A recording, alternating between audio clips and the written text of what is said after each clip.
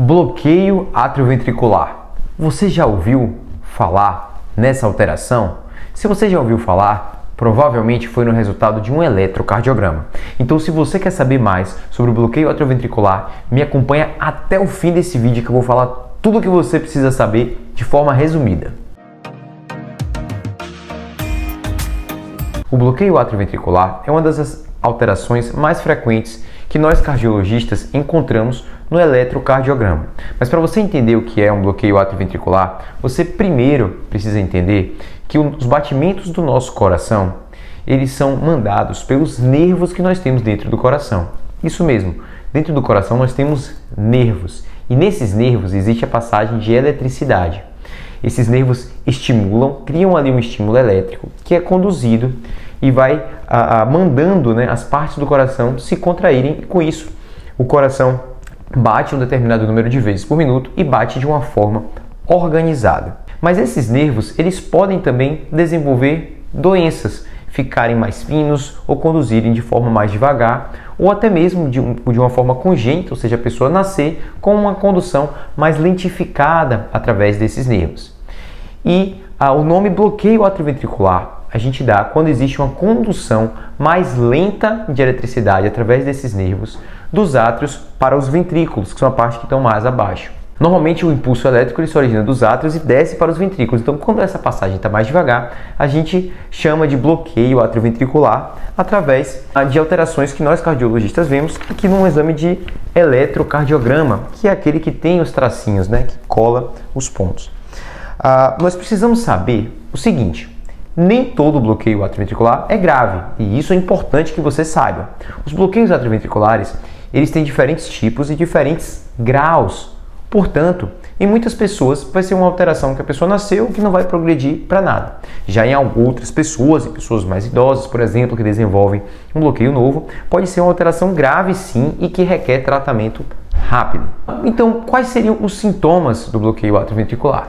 Pode ser uma pessoa totalmente assintomática, no caso de um bloqueio inicial, num bloqueio de primeiro grau, por exemplo, mas em bloqueios avançados, em que o coração fica muito devagar, isso pode causar, por exemplo, desmaios, que a pessoa desliga mesmo e volta. Isso pode causar falta de ar, pode causar inchaço nas pernas. Esses são os principais sintomas. E como é que o médico avalia isso então? Olha, a primeira avaliação é essa avaliação clínica, né? A avaliação dos sintomas, examinando a pessoa. Mas o método mais importante aqui é mesmo o eletrocardiograma. É através do eletrocardiograma que o cardiologista vai fazer o diagnóstico. Mas o eletrocardiograma, na verdade, ele é o registro, né, dessas atividades nervosas, da eletricidade no coração, por apenas 10 segundos. Então, o bloqueio ele pode não ocorrer o tempo todo. Ele pode ocorrer só a alguns momentos do dia ou durante a noite. Por isso, um método que ajuda muito na avaliação é o Holter. O Holter é um eletrocardiograma, mas que dura 24 horas. Então, nessas 24 horas, todos os batimentos são registrados. E se houver alguma alteração, algum bloqueio atrioventricular intermitente, ele vai ser registrado ali naquelas 24 horas.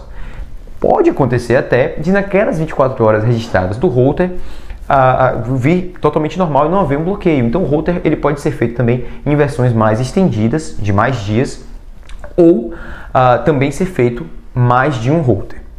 Portanto, existe necessidade de tratamento para o bloqueio atrioventricular? Essa é uma resposta muito individualizada. Pessoas que não sentem nada, que têm, por exemplo, um bloqueio atrioventricular de primeiro grau, precisam de uma avaliação cardiológica, mas muitas vezes isso não vai demandar nenhum tratamento. Já, por exemplo, uma pessoa idosa que tem um bloqueio atrioventricular total, que é um bloqueio grave, ele pode precisar de um tratamento e até mesmo de um implante de marca-passo. E a gente não vai falar aqui sobre marca-passo nesse vídeo, tem um outro vídeo sobre esse assunto, mas o marca-passo ele é uma cirurgia simples de um aparelho eletrônico que é colocado, que fica embaixo da pele e que estimula o coração, e o objetivo é que a pessoa tenha uma vida normal, né, com o coração batendo ali no número de vezes por minuto com a frequência cardíaca adequada. Então você viu, nem todo bloqueio atrioventricular é grave, deve ser sempre avaliado por um cardiologista. Os sintomas vão variar de acordo com o grau, assim como o tratamento.